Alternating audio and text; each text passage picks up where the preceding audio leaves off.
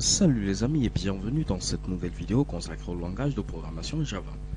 Alors dans cette vidéo nous allons parler tout simplement des tableaux à plusieurs dimensions. Alors jusque là nous sommes attardés sur les tableaux fixes à une seule dimension. Alors dans cette vidéo je vous propose de voir un peu plus en détail ce qu'on appelle les tableaux à plusieurs dimensions. Donc on pourra créer un tableau à 2 dimensions, un tableau à 3 dimensions et ainsi de suite. Alors, supposons que j'ai créé un jeu et souhaite avoir un tableau qui va contenir l'ensemble des scores des différents utilisateurs qui ont utilisé ici mon fameux jeu. Ok. Donc supposons que là je vais rapidement essayer de prendre ici ce fameux crayon là histoire de vous faire un schéma beaucoup plus détaillé. Donc si j'ai un seul utilisateur, pour stocker ici son score, j'aurai ici un tableau de ce genre qui va contenir ici des entiers, donc ce sera un tableau d'entiers.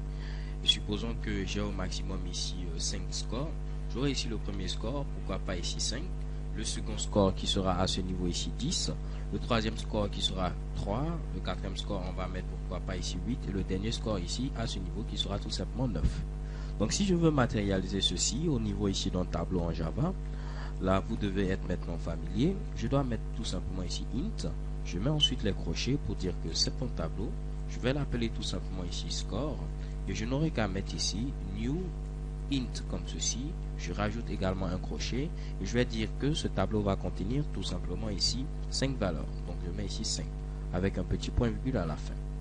Alors comme vous l'avez vu également, j'ai la possibilité de pouvoir affecter ici de manière successive chacune ici de ces valeurs. Je peux mettre par exemple ici score comme ceci et je vais dire qu'au niveau ici de ma première case, donc score 0, je vais mettre ici la valeur 10. Je crois que c'est bel et bien ici cette valeur que j'avais mise. C'est ici pourquoi pas 5. Ok. Donc je vais mettre ici 5 et je rajoute tout simplement un petit point virgule à la fin. Et faire de même pour score 1, score 2, ainsi de suite. On a vu également que j'ai la possibilité de mettre mes fameuses accolades et je mets ici 5, je mets ici 10, ainsi de suite. Je liste ici chacune de mes valeurs et je ferme ici mes accolades. Alors le problème c'est quoi? Si j'ai par exemple ici les scores points d'utilisateur, disons ici 5, 10, j'ai ensuite 8, j'ai ici 3. Le problème c'est que là je ne peux pas stocker les scores d'un autre utilisateur. Puisque si je mets directement ici ces valeurs là, j'aurai ici tous mes Mitsubishi qui seront mélangés. Alors pour ce faire, on est obligé de créer ici un tableau à plusieurs dimensions. Alors en grosso modo un tableau à plusieurs dimensions c'est tout simplement ici comme vous le voyez un tableau à plusieurs lignes, à plusieurs colonnes. Si on veut être un peu plus simple d'un point de vue ici visualisation ici de notre fameux résultat.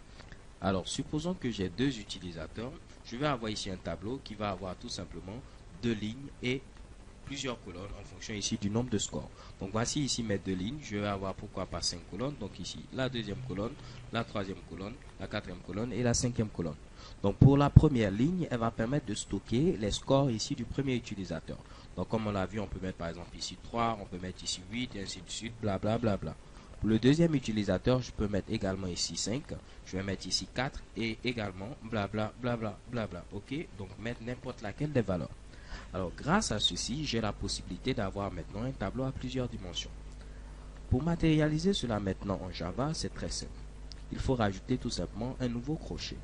Donc si vous voulez avoir un tableau à 2 dimensions, il faut rajouter à ce niveau tout simplement un nouveau crochet. Et là, en mettant ici maintenant new int, je peux mettre ici new int comme ceci. Également à ce niveau, je vais avoir ici deux crochets. Le premier crochet va permettre de dire tout simplement quel est le nombre de lignes que je souhaite avoir. Dans notre cas, je vais avoir ici 2 lignes et 5 colonnes. Donc en premier paramètre ici, je vais mettre ici 2 pour dire que je veux 2 lignes et je vais mettre ici 5 pour dire que je veux ici 5 colonnes. Donc là, je viens de créer un tableau à 2 dimensions qui va avoir 2 lignes et tout simplement 5 colonnes.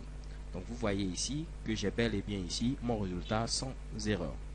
Alors ce qu'on a mis ici, c'est tout juste une représentation. Parce que comme je vous l'ai dit, en réalité, lorsque vous avez un tableau à 2 dimensions, qu'est-ce qui va se passer? Vous aurez tout simplement un tableau de ce genre qui aura ici 2 cases. Ok? La première case va pointer tout simplement sur un autre tableau qui aura tout simplement ici 5 cases, donc comme ceci. Et la deuxième case également aura une référence qui va pointer sur un autre tableau qui aura également ici 5 cases. Mais comme je vous l'ai dit, en représentant ici cela avec ici un tableau en fonction du nombre de lignes et du nombre de colonnes, c'est beaucoup plus facile à comprendre. Sinon en réalité, lorsque vous mettez ici tout simplement 2, premièrement, il va venir mettre ici 2 cases mémoire. Et vu que ces Mitsubishi sont chargés de stocker des tableaux, la première case mémoire va pointer sur un tableau qui aura 5 éléments, vu qu'on a mis également ici 5. Et la deuxième case va pointer également sur un tableau qui aura ici 5 éléments. Mais comme je le dis, généralement, pour ne pas ici s'embrouiller, on préfère mettre ici une représentation de ce genre pour pouvoir se retrouver. Mais il faudra que vous sachiez tout simplement qu'en réalité, c'est cette représentation qu'on a au niveau de Java. Alors, comment maintenant donner ici des valeurs? C'est très simple. Je n'ai qu'à mettre ici mes fameuses accolades. Et vu que à mon niveau, j'aurai deux utilisateurs, j'aurai également ici une virgule qui sera là pour séparer tout simplement mes deux joueurs.